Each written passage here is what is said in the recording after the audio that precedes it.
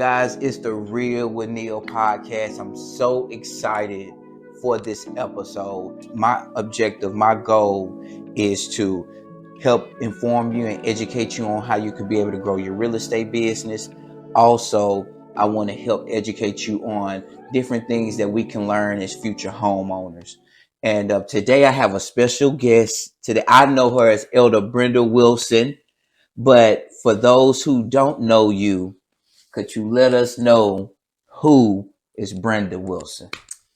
Brenda Wilson is a person who was born and raised in Hope, Arkansas. Yeah. I lived in town, but my grandparents lived in the country, so I learned to farm, garden, the whole 9 yards. And I'm a retired oncology nurse. Wow. And I have one son, and that's me. And so a little bit about me is when I was growing up, I had the rental mindset because that's what I was informed. That's what I was taught when I was younger. Just make it, survive, pay your bills. We didn't really, in my family, we didn't discuss home ownership.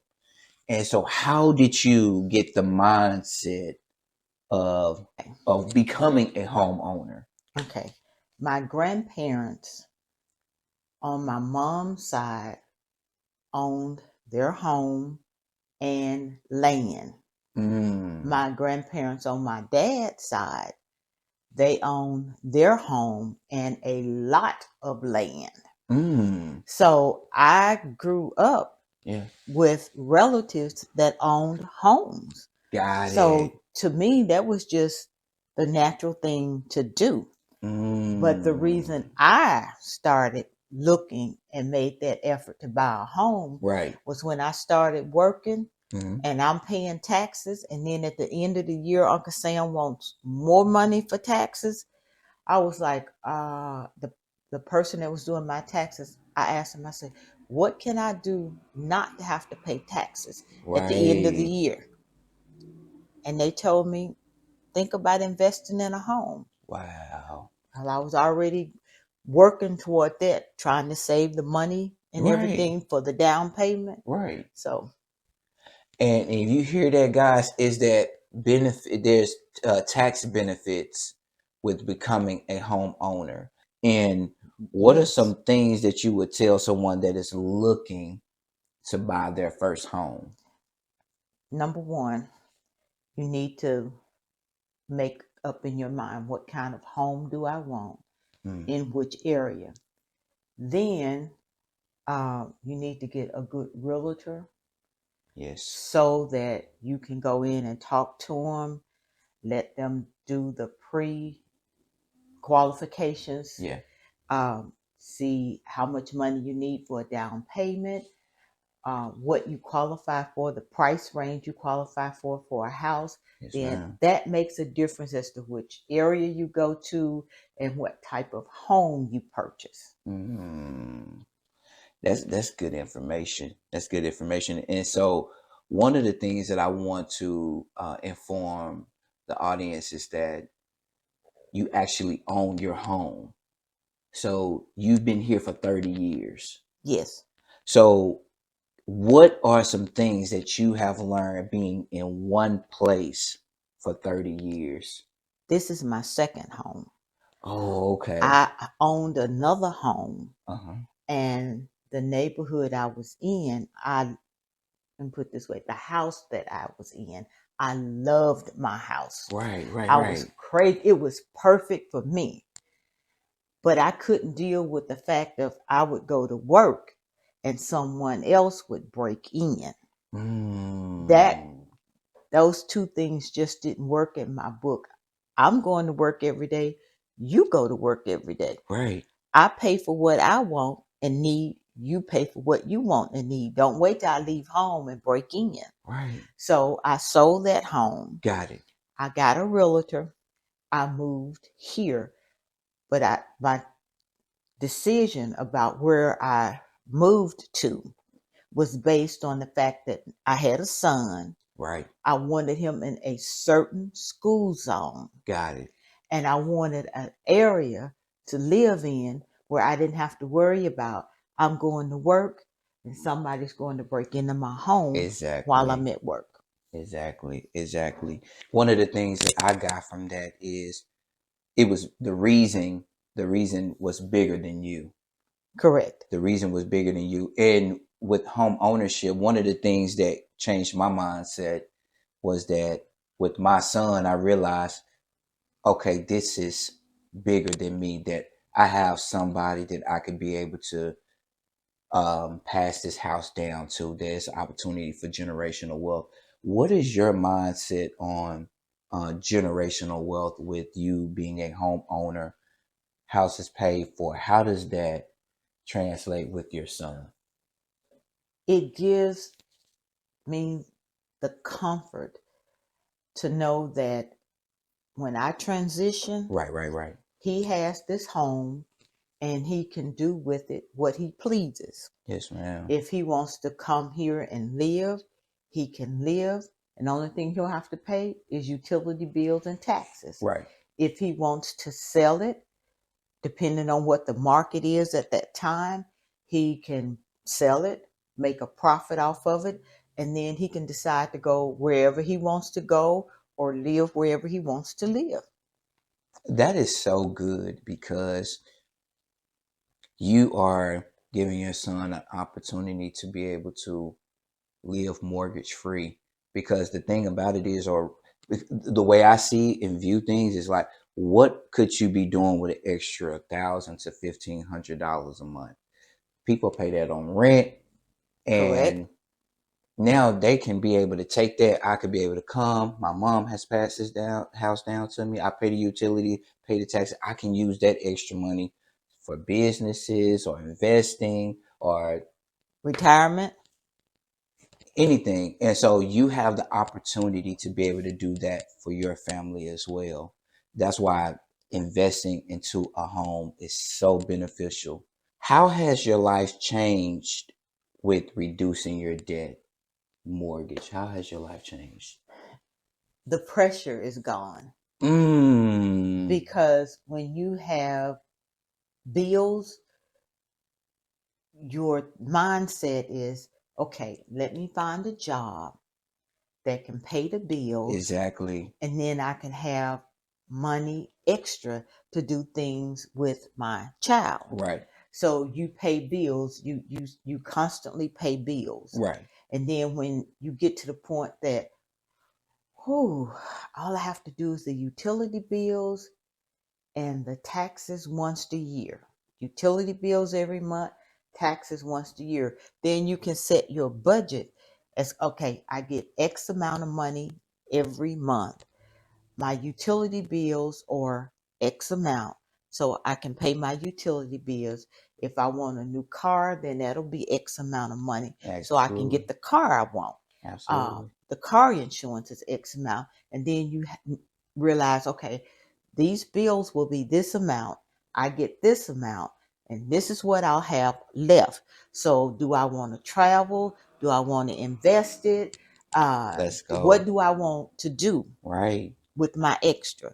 Do Right. I just want to put it in an account and let it build up Right. so that, like, oh, I want to go to Europe?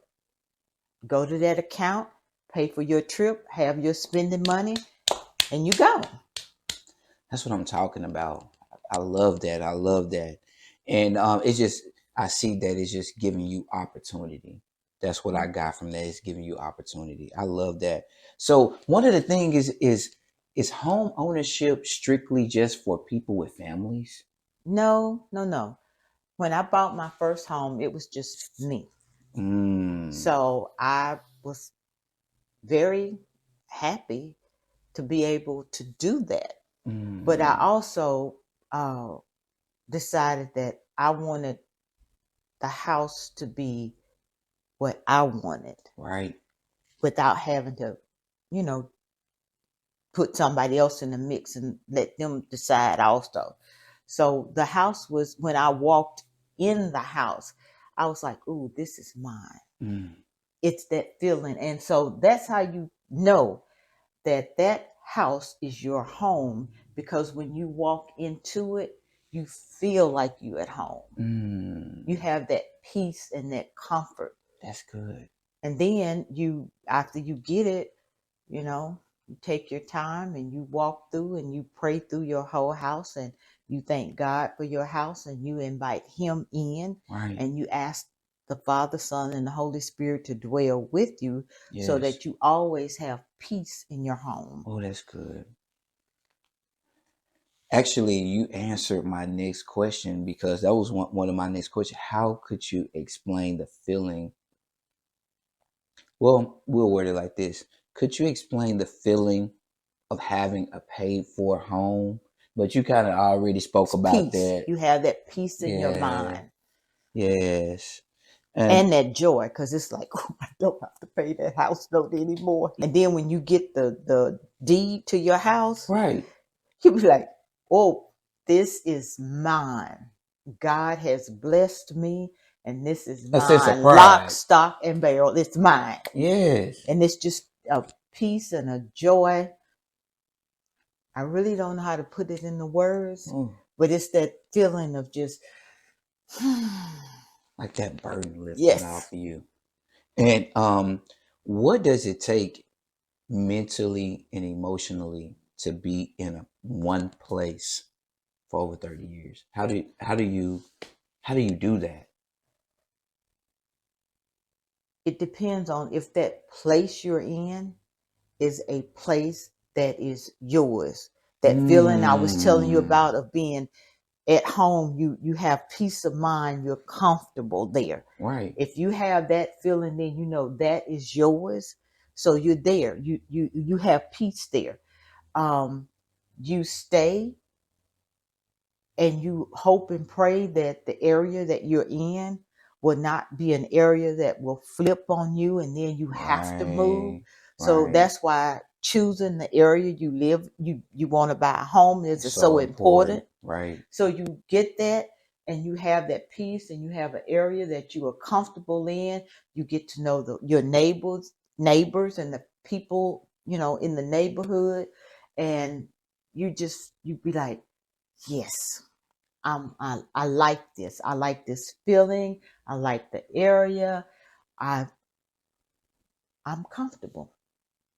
How has your community helped you with being a homeowner? Well, my community has changed over the 30 years. Right. I've had neighbors that I was really, really close to and got to know, and they moved away. And then I had some neighbors come in that I am getting to know. Right. But it's that peace. It's that peace that when you go to bed at night, you can sleep and you don't have to worry about somebody messing with anything on your property. Right. I love that. Yeah. I love that. But then you have the other hand where after you stay for so long, you start having to fix, replace, repair things. Could you talk to us a little bit about that? Because I've had people tell me, I don't want to become a homeowner because I don't want to have to fix anything.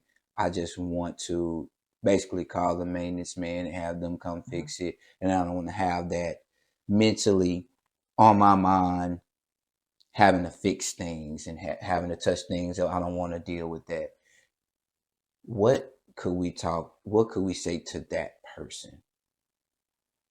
That person, you need to understand that when you have your own home, you make the decisions as to what you want, how you want, who you want to come in and out.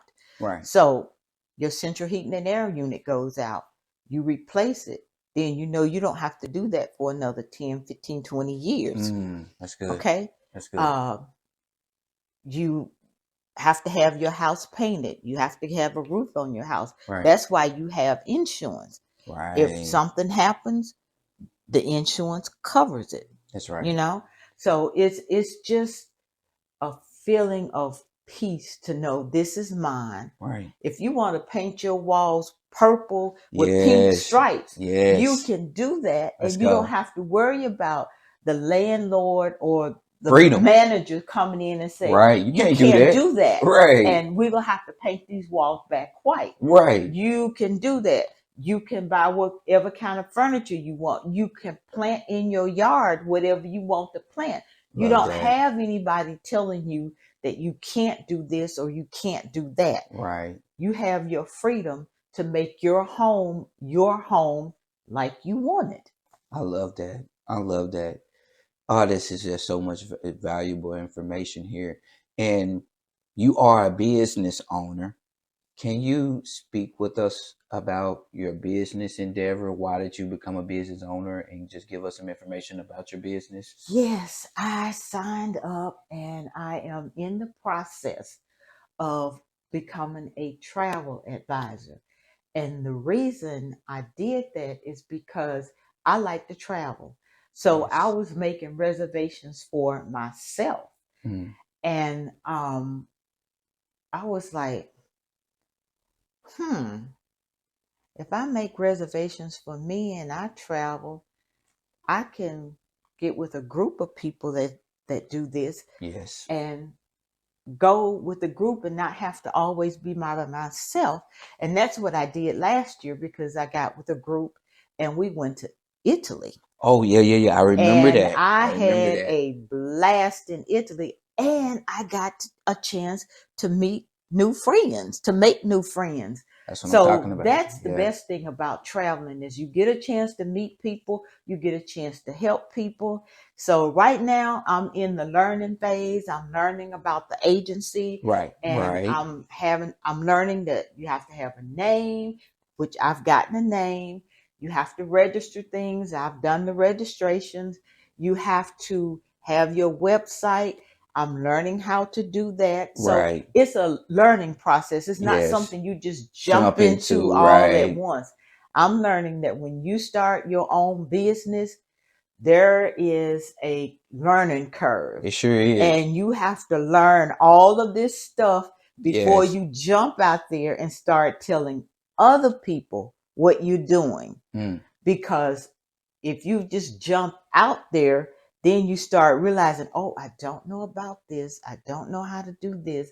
I don't know about that. And there is a lot to learn about traveling, because you got traveling for your family, traveling for business.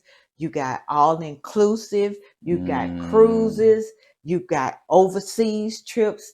And it's all a process of getting everything scheduled and everybody situated, and their choices, if they can be done, their choices approved for them. So yeah, you have certain airports that you have to go to. Like if you're going overseas, you got to do a big airport. You got you got to go from LAX, or you got to go from New York, or some big air to get overseas. Like when we went to Italy, we went from LA to Montreal to Rome. Wow. So that was an all day long. And you don't think about that when you like, oh, I want to go here and I want to go there. You don't think about the travel time. Right. And then when you get there, do you have a tour guide? Do you have transportation? Exactly. So it's a lot that goes in the back. Right. So that you can have fun in the front. Right. Yeah. So I'm learning. That is so cool. That is so cool. And so real quick, is Italy what we see it on TV as? Italy depends on where you go. Because when you look at TV, they show you all these really nice, like the Vatican. I thought the Vatican is a couple of blocks. Okay. Inside Rome. Okay. And then you have all these vendors on the street. You have street vendors everywhere. Okay. You might walk down a block and you think, oh, it's only one. And then you turn around and there's all down the one side of the street is vendors. And then you look over, that side of the street is vendors. And then you look so vendors are everywhere, but you don't see street vendors. when they show you pictures. And when you go to, we went to the cathedrals, there's street vendors there. But when they show you pictures, you see inside. You don't see all the street vendors. So you go to the street vendors and you bargain with them. Yeah. And a lot of them some of them will take American money. So if you're going to travel overseas, you need to find out what their currency is.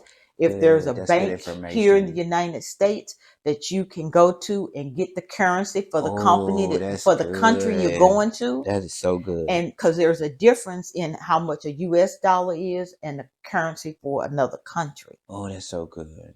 So you might have $200 in American money, but that $200 in another country's currency might cost you more than $200, or it could cost you less than $200 American dollars. That is so good. So you have to find out what the currency is for the country you want to go to. That is so good. And then you have to be careful when you get there about going to places to get money exchange if you need more money in the currency for the country you're in.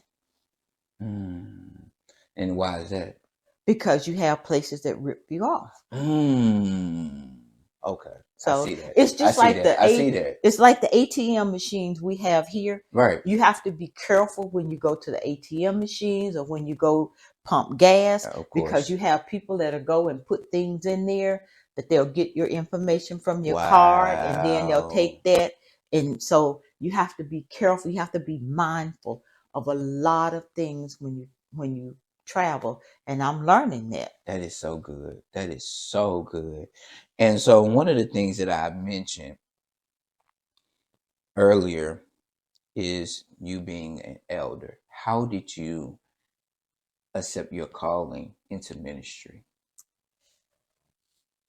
Very slowly.